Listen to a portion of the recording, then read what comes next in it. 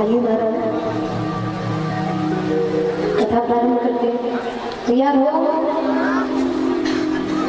तो जो तैयार है उठा ले जरा एक बार अपने दोनों हाथ। बोली कृष्ण कन्हैया लाल की, सांवरिया सेठ की।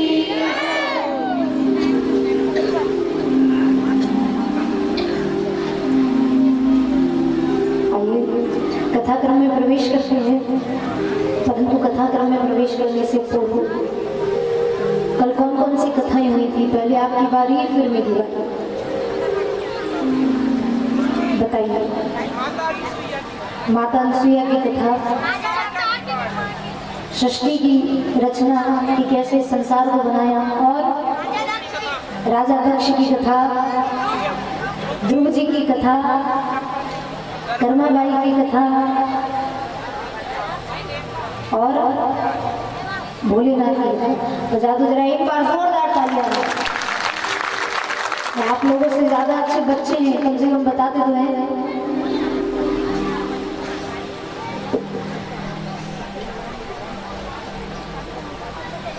आइए आज की कथा में प्रवेश करते हैं। और जैसे कि आप सबको पता है कि आज हमारे ठाकुर जी का कि कैसे मेरे प्रभु अवतार लेकर के आए थे, पर उससे पहले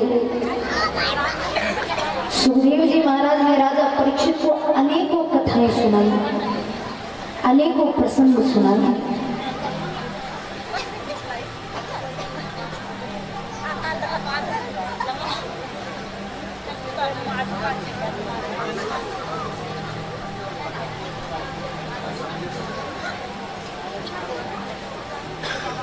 आइए चतुर्थी दिवस की कथा में प्रवेश करते हैं।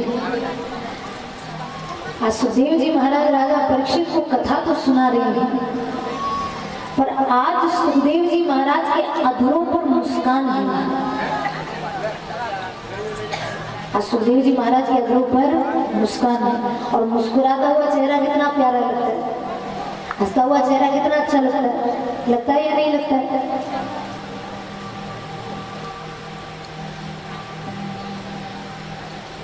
तो आज सुखदेव जी महाराज बड़े प्रसन्न है, महाराज बहुत खुश है। राजा परीक्षित ने जब सुखदेव जी महाराज की ओर देखा, राजा परीक्षित ने पूछा, प्रभु आज 4 दिन हो गए मुझे कथा सुनते सुनते, पर आज जो आपके अधरों पर मुस्कान है, वो मुस्कान मैंने 4 दिनों के पहले कभी नहीं देखी। आपके अधरों पर आज ये मुस्कान कैसी? प्रभु आप मन में क्या सोच रहे हो? कहते ना कि जब व्यक्ति मनी मन कुछ अच्छा सोचता है तो उसके अधरों पर मुस्कान आ जाती है, आती है या नहीं आती? और मुस्कुराता हुआ चेहरा तो बड़ा प्यारा लगता है, और उदास चेहरा कैसा लगता है? जिसके चेहरे पर 12 बजी हो वो चेहरा कैसा लगता है?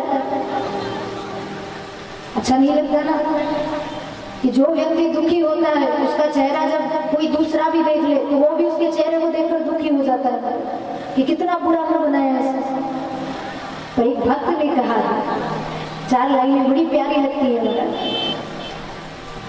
भक्त ने कहा, सुनिएगा जरा ध्यान से, ना छुपा के जियो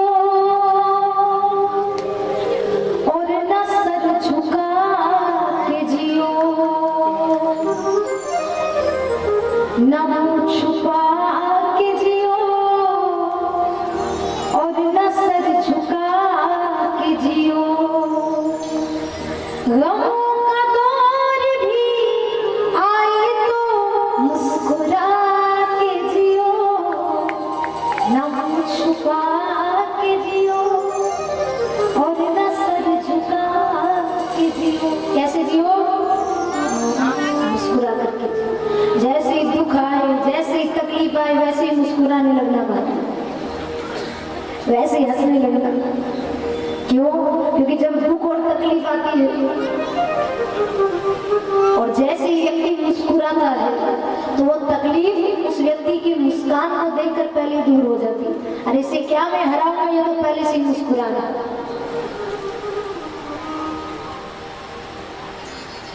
तो आज राजा परीक्षित बड़े सोच में पड़े हैं कि सुखदेव जी महाराज के अधरों पर आज ये मुस्कान कैसे? राजा परीक्षित ने प्रश्न किया है, प्रभु आज आपके अधरों पर ये मुस्कान कैसे? आप आज इतने मुस्कुरा क्यों रहे हो? आप आज इतने खुश क्यों लग रहे हो? तो सुखदेव जी महाराज ने जवाब दिया, राजन आज से जो कथा प्रारंभ होने वाली है वो कथा माखन मिश्री की कथा की तरह है। किसकी तरह है? माखन मिश्री की। कैसी? माखन कैसा होता है? कैसा होता है माखन? एकदम मुलायम होता है ना माखन, एकदम सॉफ्ट, बहुत कोमल।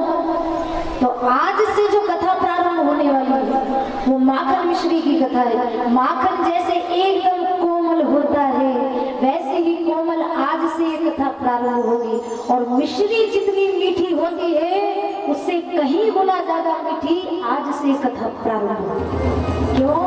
क्योंकि आज के बाद से जो कथा प्रारंभ होगी वो मेरे ठाकुर जी की बाल लीलाएं हैं और मेरे कन्हैया की बाल लीलाएं बड़ी प्यारी है। मेरे ठाकुर जी की बाल लीला बहुत प्यारी है, बहुत आनंद देने। अच्छा, आनंद समझते हो? समझते हो? अच्छा, इतनी कथाएं आपने सुनी है, कभी आपने कथावाचक के मुख से ये सुना कि भैया कथा में बहुत सुख मिला? जिसके भी मुख से सुना होगा यही सुना होगा ना कि भैया कथा में बड़ा आनंद मिला। अब आनंद और सुख में अंतर क्या होता है? आनंद जानते हो, समझते हो कि जहां समय का पता ना चले, जहां बैठे बैठे व्यक्ति 4 घंटे 5 घंटे बीत जाए पर फिर भी उसे समय का ध्यान ना रहे, वो ना उसे भूख लगे, ना उसे प्यास लगे, ना उसे कोई तकलीफ हो, और यहाँ पर बैठ करके जो भी व्यक्ति ध्यान से इस कथा को सुनता है ना, उसे समय का सचमुच पता नहीं चलता कि कब 4 बज जाते। बस और इच्छा होती जाएगी, और सुनते जाए और सुनते जाए और सुनते जाए। और जिसके मन के अंदर भगवान की कथाओं को सुनने की इच्छा जागृत हो जाए, समझ जाना कि उसने आनंद की अनुभूति कर ली। उसने आनंद की अनुभूति। अभी मैंने आप सबसे पूछा कि भैया आनंद समझते हो, आनंद जानते हो? तो आधे लोग तो कह रहे हैं हाँ भैया जानते हैं। अब एक जगह की बातें ध्यान से सुनिएगा कि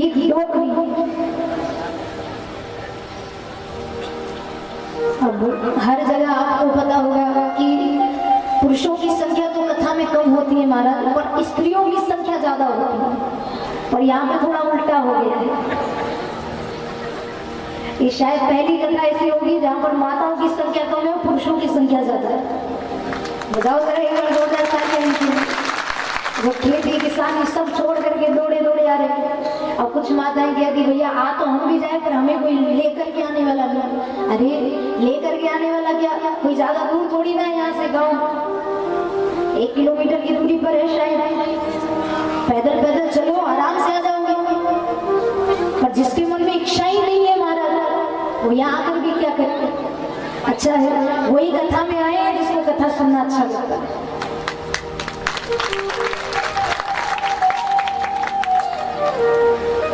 तो उस कथा में एक डोकरी आकर बैठी थी। अब आनंद की बात निकली। हमने पूछा कि भैया आनंद समझते हो, आनंद समझते हो? सबने कहा हाँ आनंद समझते हैं। तो मैंने पूछा अच्छा समझते हो तो बताओ कथा में आनंद आया कि नहीं आया? अब सब तो हाँ कह रहे, सब घाटी ला रहे, हाँ बड़ा आनंद आया, बड़ा आनंद आया। पर वो जो डोकरी थी वो मना कर रही थी कि कथा में आनंद तो नहीं आया। अब हम विचार में पड़ गए, महाराज सबको आनंद आया, दादी को आनंद क्यों नहीं आया? सबको आनंद आया, दादी को आनंद क्यों नहीं आया? फिर दोबारा पूछा। हमने सोचा शायद दादी भजन की रसिक होगी, क्योंकि कुछ लोग होते हैं जो कथा के रसिक होते हैं और कुछ लोग होते हैं जो भजन के रसिक होते हैं। हमने 2-2.5 घंटे के बाद 1-2 भजन गाया। फिर पूछा क्यों दादी अब तो आनंद आया? और दादी बोले दीदी आनंद तो नहीं आया। फिर हमने सोचा अरे कथा भी सुन ली, आधी कथा हो गई, भजन हो गया, फिर भी दादी को आनंद नहीं आया। फिर कथा का चौथा दिन था। हमने सोचा जब माखन मिश्री का प्रसाद बटेगा तब शायद आनंद आ बधाई बटेगी तब शायद आनंद आ जाए। अब बधाई बटी, फिर पूछा क्यों दादी आनंद आया? और दादी बोली दीदी आनंद तो नहीं आया। मैंने सोचा शायद दादी की इच्छा ही नहीं थी आज कथा में आने की, जबरदस्ती आ गई, इसलिए शायद आनंद नहीं आया होगा। फिर कथा की आरती हुई। अब आरती के बाद मैंने उनसे आखिरी बार पूछा क्यों दादी कथा में आनंद आया कि नहीं आया? तो दादी बोले अरे दीदी आनंद तो दूध देने गया, वो तो शाम को 6 बजे तक घर आया। मतलब समझे आप लोग कि जब मैं उससे बार बार पूछ रही थी आनंद आया कि नहीं आया कि नहीं आया कि नहीं, तो बार बार मना कर रही थी। क्यों? क्योंकि उन्हें नहीं पता कि आनंद किसे कहते। वो तो केवल आनंद नाम की लड़की को ढूंढ रही थी, भैया कोई आया है कि नहीं आनंद नाम का। अब ऐसे ही मैंने आप लोगों से पूछ लिया क्यों कथा में आनंद आता है कि नहीं आता है? आनंद समझते हो कि नहीं समझते हो? अब यदि कोई आनंद नाम का व्यक्ति होगा तो सब कह दोगे हाँ हाँ कथा में आनंद आया है, आया है। तो पहले आनंद को समझो महाराज, आनंद क्या है। और आज तो बहुत आनंद बरसने वाला है। क्यों? क्योंकि नंद घर आनंद घर। तो राजा परीक्षित बड़े प्रसन्न हो गए सुखदेव जी महाराज की ऐसी बातों को सुनकर के। सुखदेव जी महाराज कहने लगे राजन ध्यान से सुनो,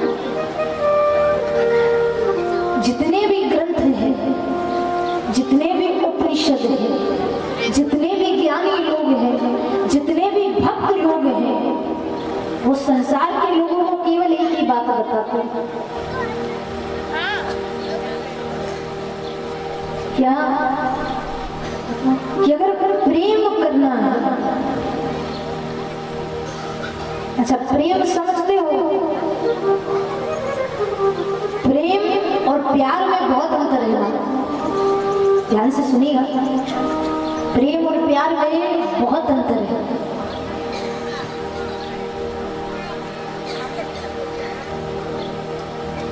कैसा अंतर?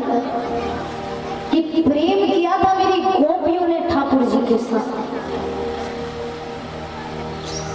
प्रेम किया था गोपियों ने कन्हैया के साथ। और ये जो संसार के लोग हैं जो कहते हैं भैया हम प्रेम करते हैं, प्रेम करते हैं, नहीं, वो प्रेम नहीं, वो तो केवल प्यार करते हैं। प्यार और प्रेम में बहुत अंतर है, बहुत अंतर है।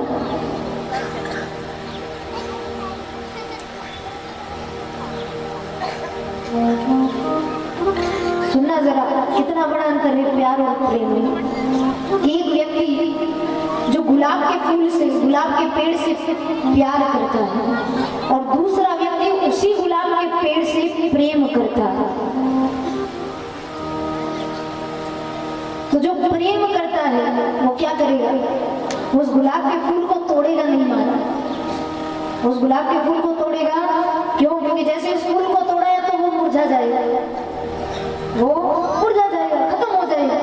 तो वो जो प्रेम करता है वो उस गुलाब के फूल को तोड़ेगा नहीं, वो क्या करेगा? वो रोज उसमें पानी देगा कि इसमें रोज पानी दूंगा तो ये गुलाब का फूल खिलेगा, अच्छा रहेगा, मूर्छित नहीं होगा, खराब नहीं होगा। और जो प्यार करता है वो क्या करता है?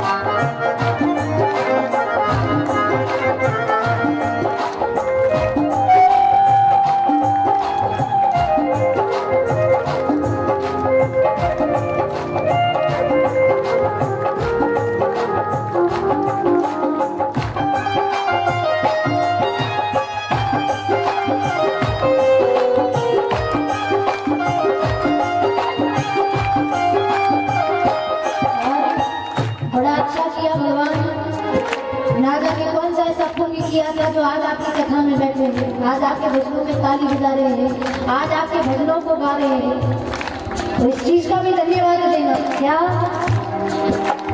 इसी जन्म में सेवा देकर बहुत बड़ा उपकार किया, इसी जन्म में सेवा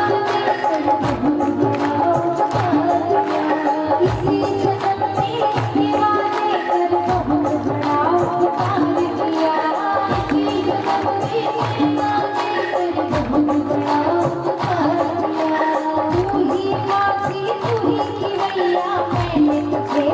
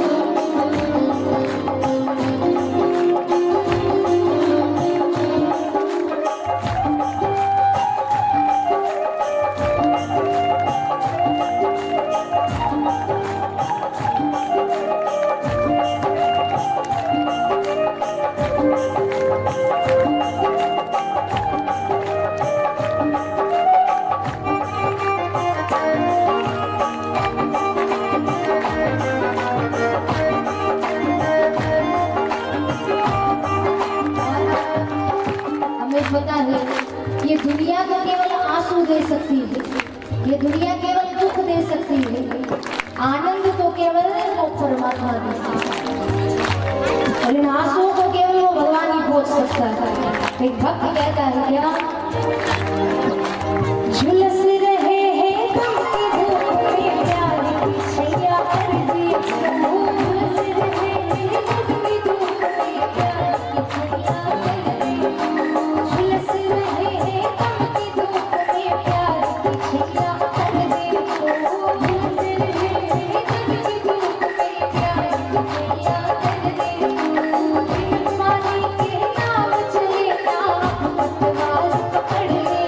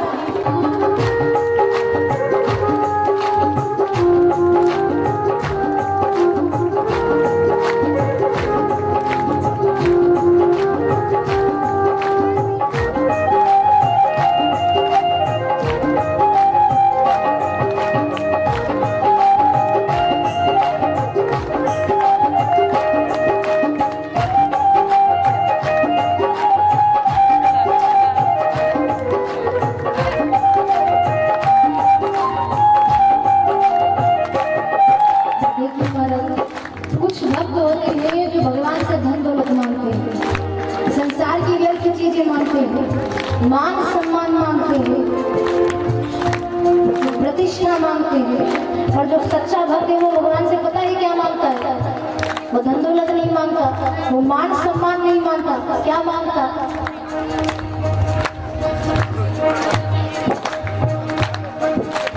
देने वाले भगवान हो, धन और इज्जत क्या पाओ,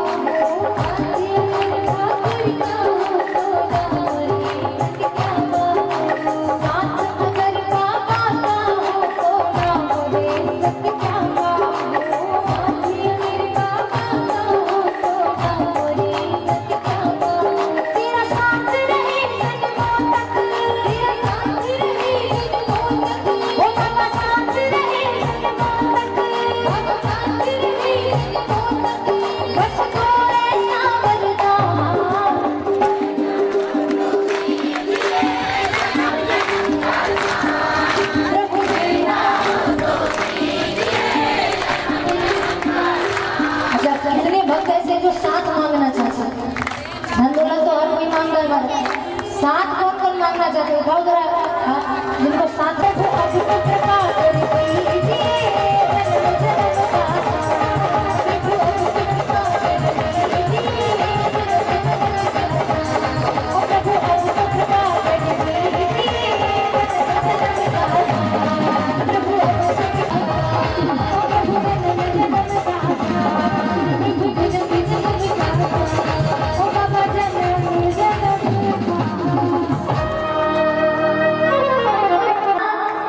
तेरा का, कि जब वो भक्त पूरा डिपेंड हो जाए भगवान के ऊपर, क्या मैं कुछ नहीं करूंगा, आप जो करेगा वो तू करेगा, जो करेगा वो तू करेगा, तो उस समय मेरे भगवान कृपा करते।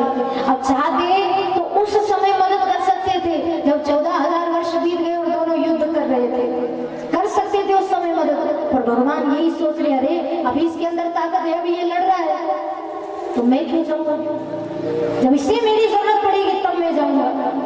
और जब गजेंद्र के अंदर सारे बल समाप्त हो गए, सारी शक्तियां समाप्त हो गई, तो उसी समय गजेंद्र ने कहा, भगवान अब तो सब तेरे हवाले है, अब सौंप दिया इस जीवन का, सब भार तुम्हारे हाथों में है, जीत तुम्हारे हाथों में और हार तुम्हारे, अब सब तुम्हारे हाथों में, जो तुम करना चाहते, जो तुम करना चाहते।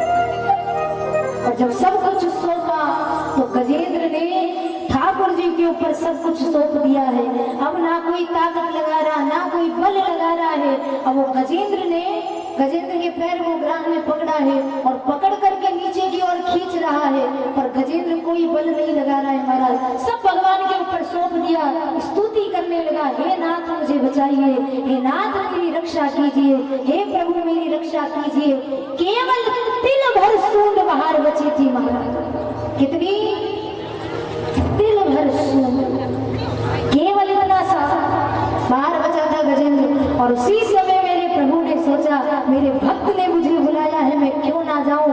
आए अपने गरुड़ पर सवार होकर पकड़ा गजेंद्र को और अपने सुदर्शन चक्र से आज ग्राह की मुक्ति कर दी। और जैसे ही ग्राह की मुक्ति की, गजेंद्र की रक्षा की, गजेंद्र प्रसन्न हो गए। भगवान आप आ गए। प्रभु ने कहा रे मेरा भक्त जब जब मुझे बुलाता है मुझे आना ही पड़ता। तुमने बुलाया था कैसे नहीं आता? तुमने बुलाया था कैसे नहीं आना? गजेंद्र ने कहा ठीक है। मेरे प्रभु ने गजेंद्र को लिया वहां से और लेकर गए अपने धाम। कहाँ गए?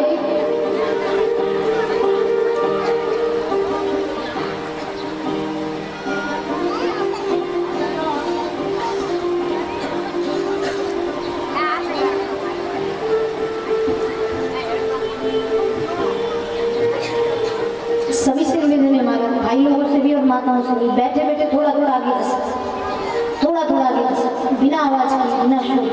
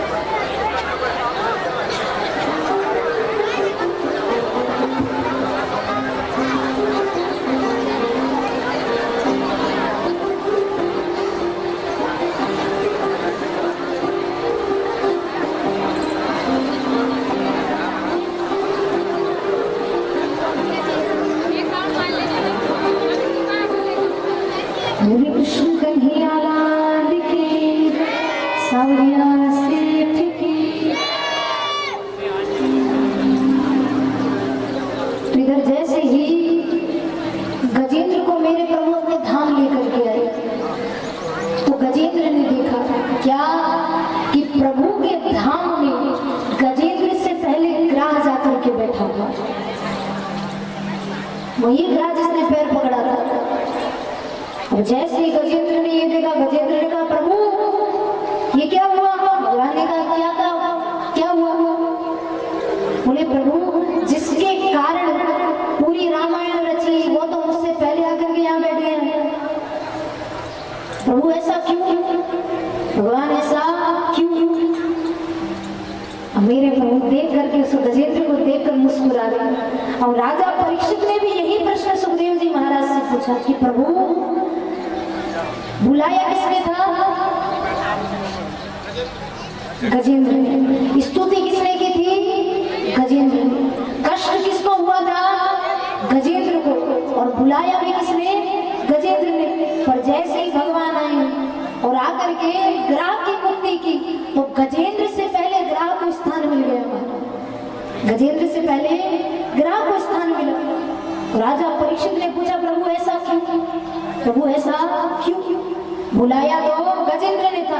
अब थोड़ी देर के लिए सोचो, भक्ति आप करो, कथा आप सुनो, माला आप फेरो और इस फल का बदला, ये जो सारे कार्य कर रहे हो इसका सबका फल अगर आपके पड़ोसी को मिल जाए तो आपको कैसा लगेगा? अच्छा लगेगा क्या? राजा परीक्षित ने भी यही पूछा प्रभु ऐसा क्यों? ऐसा क्यों?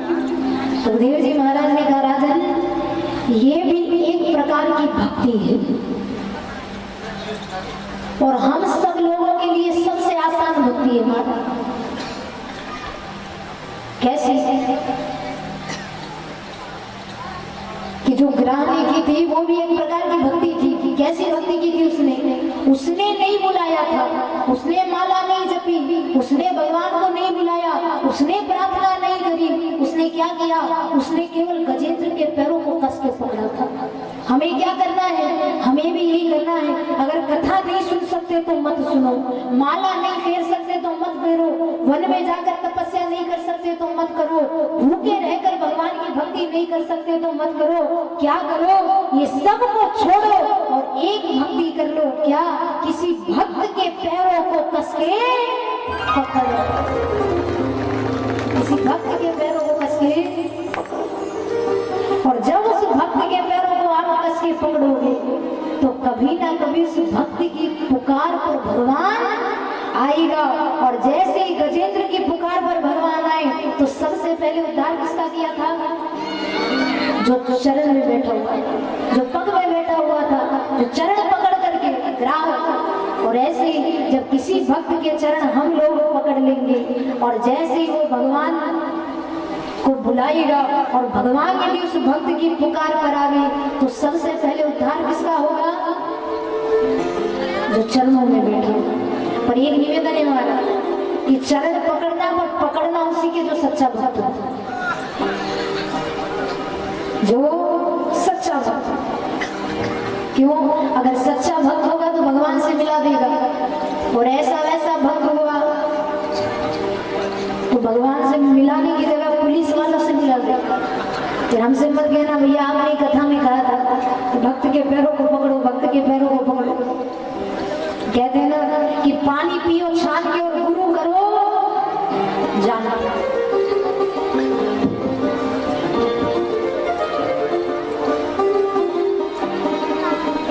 तो भक्त के पैरों को पकड़ना, पर कैसे भक्त के पैरों को, जो सच्चा हो,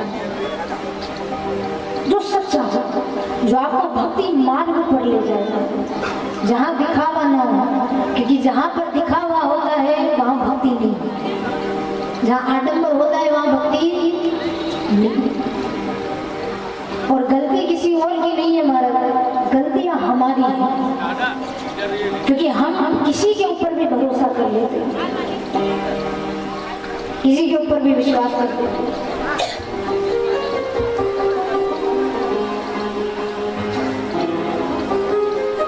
फिर कहते हैं कि अरे इसने ऐसा कर दिया, उसने वैसा कर दिया। अब तो लोगों के ऊपर से हमारा विश्वास ही हट गया, अब तो लोगों के ऊपर से हमारा विश्वास ही हट गया।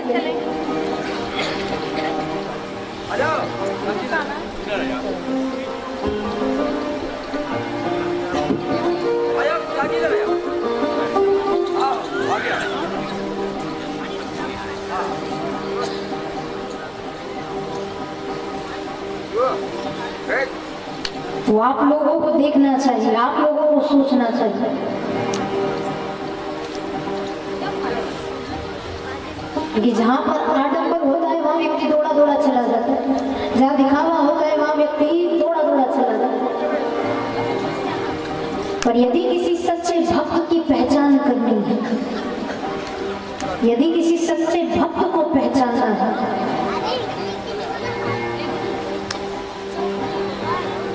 तो उनका व्यवहार बताया गया है महाराज कि एक सच्चा भक्त कैसा होता है। जो भगवा वस्त्र पहन ले वो सच्चा भक्त नहीं है। जो बहुत सारा तिलक लगा ले, बहुत सारा चंदन लगा ले, बहुत सारी रुद्राक्ष की माला पहन ले, वो सच्चा भक्त नहीं है। रामचरितमानस में तुलसी बाबा ने लिखा हुआ है एक सच्चे भक्त की पहचान क्या होती है कि संत हृदय नवनीत समाना, पर दुख देख द्रवित में जाना।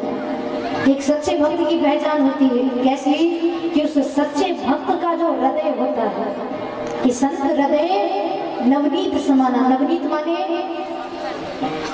माखन, दो अर्थ होते हैं नवनीत के। नवनीत माने नया भी होता है और नवनीत माने माखन भी होता है। कि जिस व्यक्ति का हृदय माखन की तरह कोमल हो, जिस व्यक्ति का हृदय माखन की तरह कोमल हो और पर दुख देख द्रवित में जाना, कि दूसरों का दुख देख करके, दूसरों की तकलीफ देख करके जिस व्यक्ति का हृदय पिघल जाए मक्खन की तरह, समझ जाना वही सच्चा संत है, जो दूसरे के दुख को देख करके चिंतित हो जाए।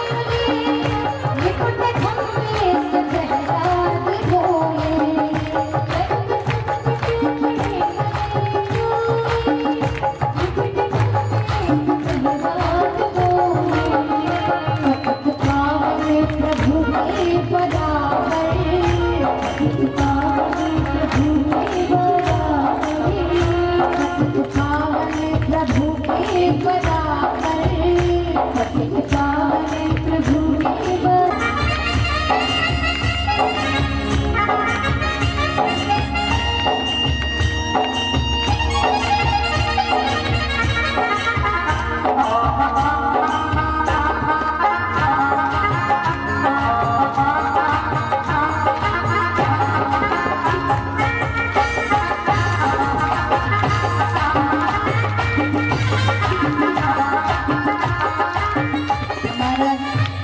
पहले के जो भक्त होते थे वो भक्ति के पीछे भागते थे। किसके पीछे भागते थे? भक्ति के पीछे। और अभी के जो भक्त हैं वो किसके पीछे भाग रहे हैं? ना बाप बड़ा ना भैया सबसे बड़ा। तो पहले ध्रुव होते थे, मीराबाई, कर्माबाई, ये भागते थे भगवान के पीछे। और अभी के लोग किसके पीछे भाग रहे हैं? पैसे के पीछे। पर आपको पता है इस दौलत को संतों ने क्या बताया है? सुनना जरा ध्यान से। जिसके पीछे हम दिन रात भाग रहे हैं, क्या कहा संतों ने? संत कहते हैं नागिन है माया, जिसने सारा जगत काट खाया।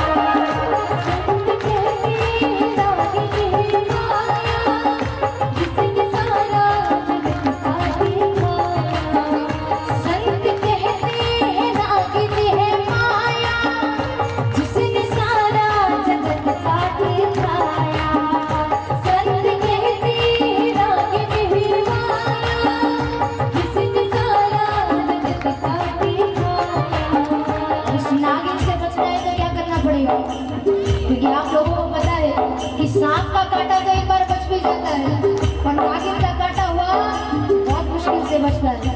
तो क्या कहा संतों ने? अगर इस नागिन से बचना है तो क्या करना पड़ेगा? और राम का नाम है जिसके मुख पर, राम का नाम है जिसके मुख पर, राम का नाम है जिसके मुख पर, राम का उसको नागिन डसती नहीं, उसको नागिन डसती नहीं। खेलना पड़ता है जिंदगी से, खेलना पड़ता है जिंदगी से। भक्ति इतनी सस्ती नहीं, भक्ति इतनी सस्ती नहीं, भक्ति इतनी सस्ती नहीं, भक्ति इतनी सस्ती नहीं, भक्ति इतनी सस्ती नहीं, भक्ति इतनी सस्ती नहीं,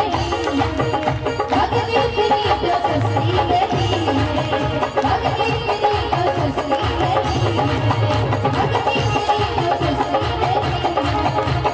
इतनी सस्ती नहीं, भक्ति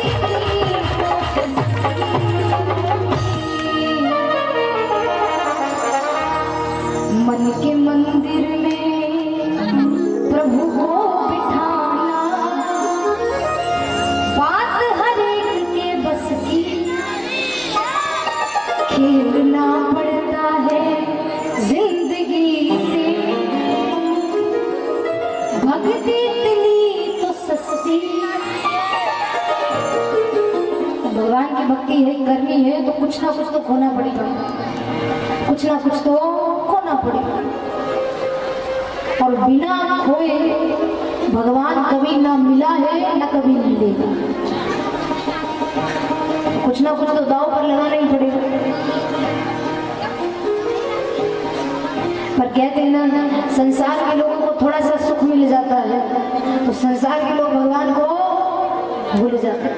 और संसार के लोगों के साथ ये स्थिति नहीं है महाराज, देवताओं के साथ भी ये स्थिति है।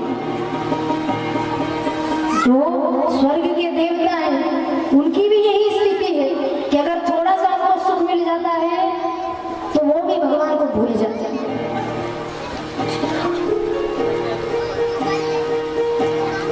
एक बार की बात है,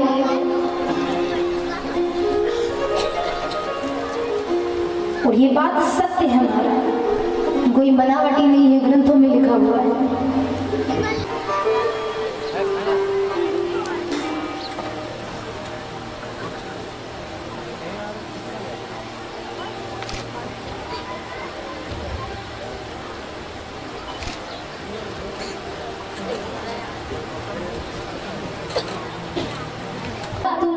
चौकीदार। और जैसे ही लक्ष्मी मैया ने ये मांगा तो राजा बलि मना नहीं कर पाए महाराज। राजा बलि ने कह दिया ठीक है, पर राजा बलि की सबसे प्रिय चीज आज राजा बलि से दूर हो रही, भगवान दूर हो रहे थे। तो राजा बलि की आंखों में शुरू आया, और जैसे ही राजा बलि की आंखों में शुरू आए तो वो परमात्मा सब कुछ देख सकते हैं महाराज, और कभी भी अपनी भक्तों के आंखों में आंसू नहीं देख सकते। दया आ गई, पूछा राजा क्यों मन करते? राजा बलि ने कहा भगवान अब आप यहाँ से चले जाओगे, पता नहीं कब आओगे। अरे जब आप द्वार पर रहते थे तो आते जाते उठते बैठते सोते खाते पीते मैं आपको देख लेता था। अब आप चले जाओगे तो मैं अकेले कैसे रहूंगा? मेरे भगवान को दया आ गई, करुणा आ गई। मेरे भगवान ने कहा, प्रभु ने कहा राजन चिंता मत करो, तुम चिंता मत करो, मैं तुमसे ज्यादा दूर नहीं जाऊंगा, मैं तुम्हारे यहाँ भी रहूंगा और मैं अपने धाम भी रहूंगा। कैसे कि जब देव सोने 11 आती है उस समय मेरे प्रभु पाताल लोक में चले जाते हैं राजा बलि के द्वार पर, और जब देव उठनी 11 आती है तब मेरे प्रभु पाताल लोक से अपने लोक में चले जाते हैं। तो ऐसे करके मेरे भगवान यहाँ पर भी रहते और वहां पर भी। और आप लोगों को पता होगा कि जब देव सोनी 11 आती है, देव सोनी 11 का मतलब क्या है? देव सो गए, अरे वो देव सो जाएंगे तो हमारा क्या होगा? देव सोते नहीं है हमारा। देव सोनी 11 मतलब भगवान पाताल लोक में चले गए, और जब भगवान पाताल लोक में जाते हैं तब कोई भी मंगल कार्य नहीं किया जाता। विवाह शादी जो भी चीजें हैं वो सारी चीजें बंद हो जाती, और जब भगवान वापस अपने लोक जाते हैं ये सारी मंगल चीजें प्रारंभ हो जाती हैं। तो ऐसे मेरे प्रभु ने आज राजा बलि के ऊपर कृपा की,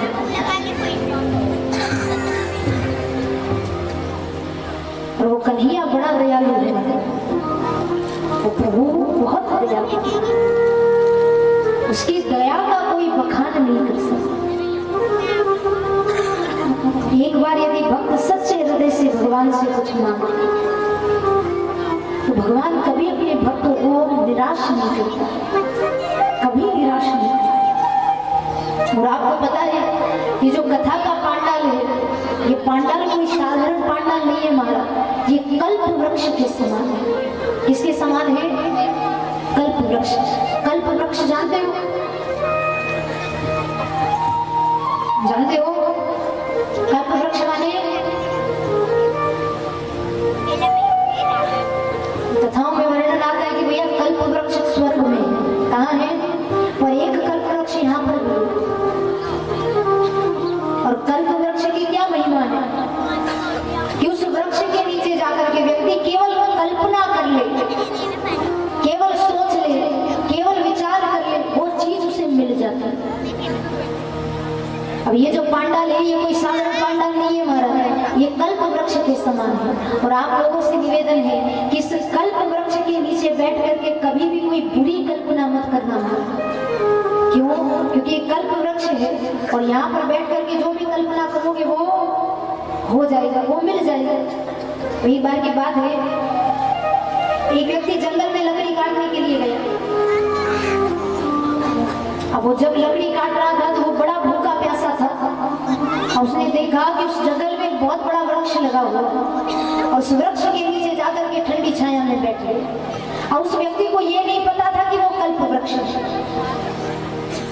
उस व्यक्ति ने सोचा साधारण सा पेड़ है, साधारण सा वृक्ष है, जाकर बैठ गए। अब जैसे ही जाकर के बैठा तो बैठे बैठे विचार कर रहा था, क्यों ना थोड़ी देर सो जाऊं, क्यों ना थोड़ी देर आराम कर लूं। और आराम करते करते उसने सोचा, रे भूखे पेट ना तो नींद आए और भूखे पेट ना भजन हो।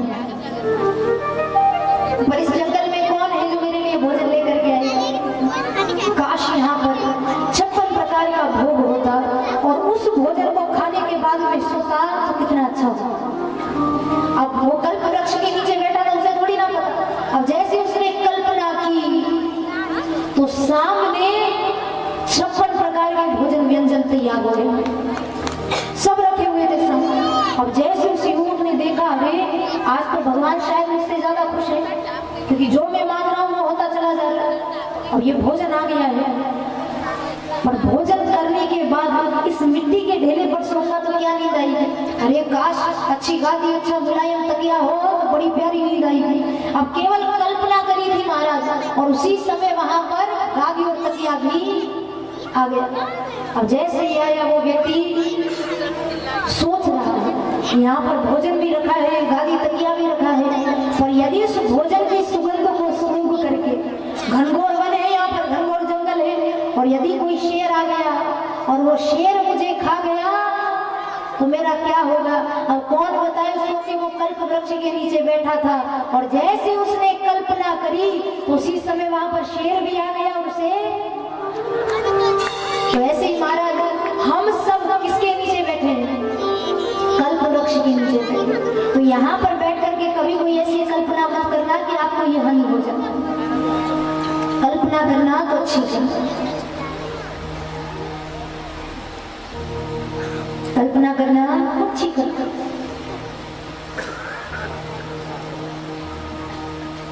और भगवान बहुत दयालु है, वो परमात्मा बहुत दयालु है, बहुत कृपालु।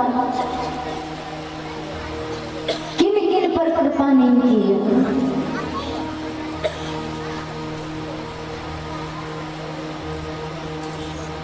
राजा बलि पर कृपा करी, प्रहलाद पर कृपा करी, नामदेव महाराज पर कृपा करी। नामदेव महाराज को जानते हो? कैसी भक्ति की थी उन्होंने कि भगवान ने उनके लिए अपने मंदिर का मुख तक घुमा दिया था। बहुत कृपालु है वो परमात्मा, बहुत दयालु।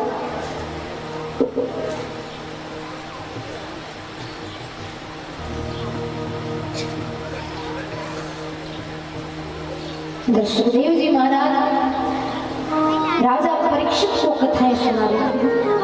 राजा परीक्षित बड़े प्रेम से कथा सुन रहे। आज राजा परीक्षित के 4 दिन पूरे हो गए महाराज, 3 दिन बचे, पर राजा परीक्षित को इतना सा भी भय नहीं। क्यों? क्योंकि राजा परीक्षित आनंद में खोए हुए, कथा में मन लगा हुआ है।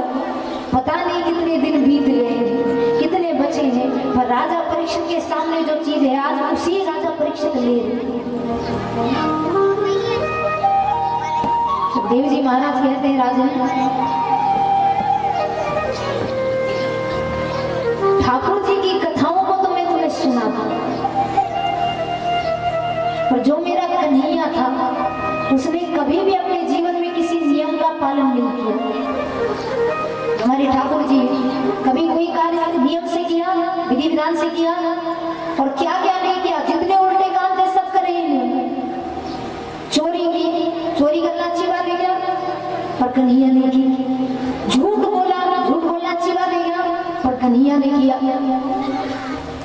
और विवाह भी किए तो कितने? 16,108। तो सुखदेव जी महाराज कह रहे राजन, कन्हैया की कथाओं को तो मैं सुना दूं, पर जब संसार के लोगों के बीच, जब कलयुग के लोगों के बीच कन्हैया की कथाओं को रखी जाएगी तो कलयुग के लोग कहेंगे अरे जब मेरा भगवान चोरी कर सकता है तो मैं चोरी क्यों नहीं कर सकता? अगर मेरा भगवान झूठ बोल सकता है तो मैं झूठ क्यों नहीं बोल सकता?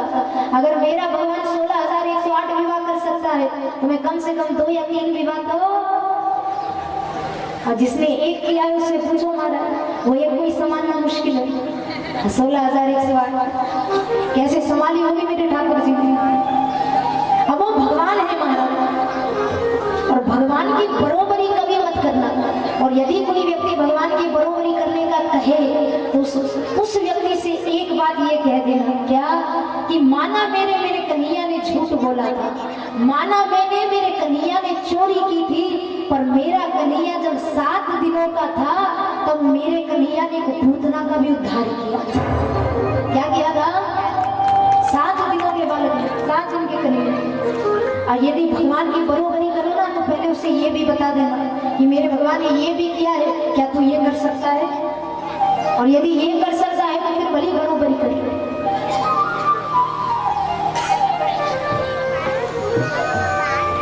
इधर सुखदेव जी महाराज कन्हैया की कथा प्रभु श्री रामचंद्र जी की कथाओं को पहले सुनाए। मर्यादा पुरुषोत्तम प्रभु श्री राम, नाम कितना सरल है हमारा, और जितने सरल मेरे प्रभु का नाम है उतना ही सरल मेरे प्रभु का जीवन है। राम और ऐसा नाम है, उल्टा लो या सीधा और फल दो। और हुआ है हमारा, लोग बाग तो राम राम राम राम कहते हैं, पर एक भक्त ऐसा था जिसने तो उल्टा कह दिया था। क्या कहा था? मरा कहा था हमारा।